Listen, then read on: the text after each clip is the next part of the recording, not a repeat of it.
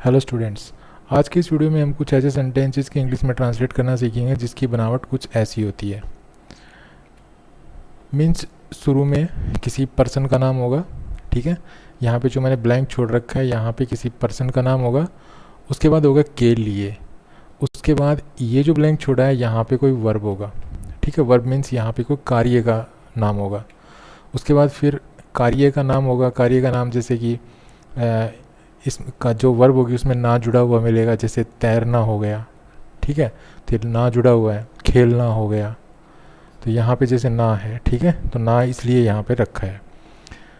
और उसके बाद इस ब्लैंक में होगा कोई एक एडजेक्टिव, मीन्स एक विशेषण होगा, ठीक है। और उसके बाद होगा ला है। तो एक एग्जाम्पल देके मैं आपको बताता हूँ, जैसे कि सोहन के लिए तैरना मुश्किल है, ठीक है। अब आप देख रहे हैं यहाँ पे ये पर्सन सोहन हो गया यहाँ पे, ठीक है। ये इस ब्लैंक का हो गया। उसके बाद के लिए हो गया, ये के लिए हो गया यहाँ पे। उसके बाद यहाँ पे देखिए ना है, तो ना का मतलब कोई कार्य है, यहाँ पे तैरना है, ठीक है। और उसके बाद यहाँ पे एडजेक्टिव होगा कोई, जैसे आसान, मुश्किल, ठीक है, ये सब। और उसके बाद लास्ट में हो गया है। तो इस प्रकार के सेंटेंसेस होंगे और इनको हम इंग्लिश में कैसे ट्रांसलेट करेंगे ये सब हम आज की वीडियो में सीखने वाले हैं। तो सबसे पहले तो इसी सेंटेंस को ले लेते हैं। इसी सेंटेंस को हम इंग्लिश में कैसे ट्रांसलेट करेंगे, तो इसके लिए क्या करना है आपको, पहले तो सेंटेंस की बनावट पहचाननी है कि कुछ ऐसी बनावट होगी सेंटेंस की, ठीक है, कि किसी के लिए मतलब मीन्स पहले तो पर्सन होगा, पर्सन का नाम होगा कि भाई किसके लिए। उसके बाद के लिए होगा, उसके बाद वर्ब होगी, उसके बाद एडजेक्टिव होगा, उसके बाद है होगा। तो ऐसे सेंटेंसेस को आपको कैसे बनाना है, ऐसे सेंटेंसेस को बनाने के लिए सबसे पहले तो लिखना है इट इज़, ठीक है। इट इज़ के बाद क्या करना है, ये जो आपके लिए ये एडजेक्टिव है इसको लिखना है। तो मुश्किल को क्या कहते हैं, डिफ़िकल्ट। तो इट इज़ डिफ़िकल्ट हो गया। उसके बाद यहाँ पे क्या करना है आपको, फॉर लिखना है। फॉर लिख दिया। उसके बाद ये यहाँ पे किस पर्सन के बारे में कहा गया है इसका नाम लिखना है।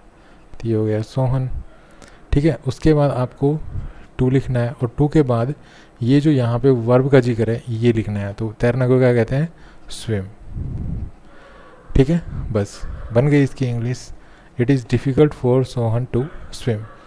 अब यहाँ पे बात आती है कि अभी तो ये तो एक छोटा सा एक्शन है, यहाँ पे हो सकता है यहाँ पे ये दे रखा हो कि नदी में, ठीक है ना, कुछ और इन्फॉर्मेशन ऐड कर रखी हो सकती है यहाँ पे, जैसे सोहन के लिए नदी में तैरना मुश्किल है।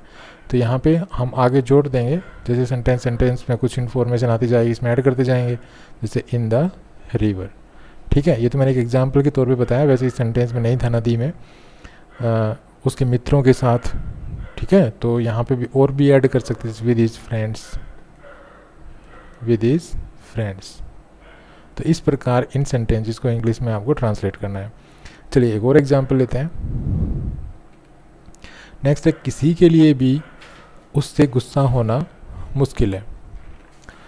किसी के लिए भी उससे गुस्सा होना मुश्किल है। अब यहाँ पे देखिए, ये यहाँ पे लिख रखा है किस, यहाँ पे के लिए, ठीक है। अब किसी के लिए, किसी को क्या कहते हैं, एनीवन, ठीक है। और यहाँ पे क्या एक्शन बताया गया है, वर्ब क्या है, देखिए के लिए तो हमारा हो गया ये, ठीक है ना। यहाँ पे ब्लैंक था तो इसका मैंने बता ही दिया, एनीवन होता है। उसके लिए क्या करना, अब गुस्सा होना। अब गुस्सा होना को क्या कहते हैं, टू बी एंग्री, ठीक है ना। और मुश्किल को क्या कहते हैं, डिफ़िकल्ट। तो कहाँ से शुरू करेंगे सेंटेंस अपना, इट इज़ से, ये ध्यान रखना है बस। It is difficult, it is difficult for के बाद में किसके लिए, किसी के लिए, तो इसके लिए बनाएंगे हम एनीवन, ठीक है। It is difficult for anyone. उसके बाद टू बी एंग्री, ये वर्ब होना है देखिए, ठीक है ना। तो टू लगाया हमने, टू के बाद में बी की फॉर्म लगाई। अब ये जो एक गुस्सा, अब ये यहाँ पे एडजेक्टिव है, टू बी एंग्री। मैंने बताया था ना कि कुछ थोड़ी और इन्फॉर्मेशन इसके साथ ऐड हो सकती है। तो it is difficult for anyone to be angry with him, ये हो जाएगा इसका इंग्लिश में ट्रांसलेशन। चलिए नेक्स्ट सेंटेंस लेते हैं। उसके लिए इस थोड़ी सी पेंशन से गुजारा करना मुश्किल है। तो यहाँ पे बताया है किसके लिए, उसके लिए, मीन्स यहाँ पे कोई पर्सन है, ठीक है ना। तो इसके लिए हम क्या लिखेंगे अभी थोड़ी देर में बताऊंगा आपको। तो किसके लिए, उसके लिए, तो उसके लिए मतलब कोई ना कोई पर्सन है यहाँ पे, ठीक है ना।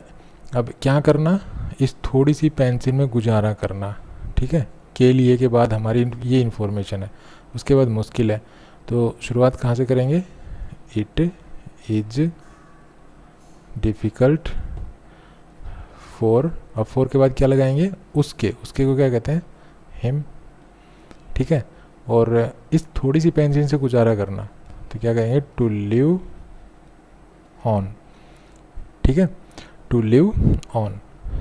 अब दिस स्मॉल पेंशन, ये हो जाएगा, it is difficult for him to live on this small pension, ठीक है। यहाँ पे लिव ऑन का मतलब है गुजारा करना, ठीक है। अब किस पर गुजारा करना, दिस स्मॉल पेंशन। तो इस तरह से इस सेंटेंस को हम इस तरह से लिख पाएंगे। चलिए नेक्स्ट है, एक होशियार विद्यार्थी के लिए किसी भी सवाल को हल करना सरल है। अब देखिए ये के लिए हो गया, अब किसके लिए बात हो रही है, एक होशियार विद्यार्थी के लिए, ठीक है। के लिए के बाद क्या करना, किसी भी सवाल को हल करना, ठीक है। कैसा है, सरल है, अर्थात इजी है। तो हम इसको कैसे लिखेंगे, इट इज, अब क्या है, सरल है, तो हम लिखेंगे इट इज़ इजी, ठीक है। अब फॉर लगाएंगे, अब फॉर के बाद हम क्या लगाएंगे, एक होशियार विद्यार्थी, फॉर एन इंटेलिजेंट स्टूडेंट, ठीक है। अब क्या करना, इस सवाल को हल करना, तो हम लिखेंगे टू सोल्व दिस, नहीं किसी भी सवाल को है, टू सॉल्व, यहाँ लिखेंगे ये एनी क्वेश्चन, ठीक है, ये नहीं लिखेंगे। तो ये हो जाएगा it is easy, it is easy के बाद फॉर लिखा हमने, फॉर के बाद में जिसके लिए ये काम हम बता रहे हैं तो वो लिखेंगे। तो फिर यहाँ पे लिखा हमने एन इंटेलिजेंट स्टूडेंट, ठीक है, इसकी बात हो रही है। उसके बाद क्या करना, अब किसी भी सवाल को हल करना, ये हम टू के साथ लिखेंगे, मतलब टू के बाद इसको ऐड करेंगे, तो टू सॉल्व एनी क्वेश्चन। चलिए नेक्स्ट है, मेरे लिए इस छोटे से मकान में रहना कठिन है, ये मकान है, ठीक है। तो मेरे लिए इस छोटे से मकान में रहना कठिन है, तो किसके लिए, मेरे, ठीक है। फिर उसके लिए आएगा, उसके बाद क्या करना, इस छोटे से मकान में रहना, ये, अब उसके बाद एक कठिन, तो हम शुरुआत करेंगे अपने इट, तो it is difficult, it is difficult, sorry यहाँ पे स्पेलिंग थोड़ा सा एरर हो गया है स्पेलिंग में, हाँ, तो यहाँ पे लिखेंगे कठिन, तो it is difficult, it is difficult for के लिए, फॉर के बाद क्या लिखेंगे, फॉर के बाद है मेरे लिए, तो हम लिखूँगा मैं me, it is difficult for me. अब क्या करना, टू लिव, ठीक है। अब कहाँ पे, in this small house, okay, ये इसकी इंग्लिश बन गई। यही हमारा वीडियो था छोटा सा। अब कैसा लगा वीडियो, अगर वीडियो अच्छा लगा तो प्लीज़ को लाइक कीजिए, शेयर कीजिए, चैनल को सब्सक्राइब करना ना भूलें। Thanks for watching this video, happy learning, bye bye.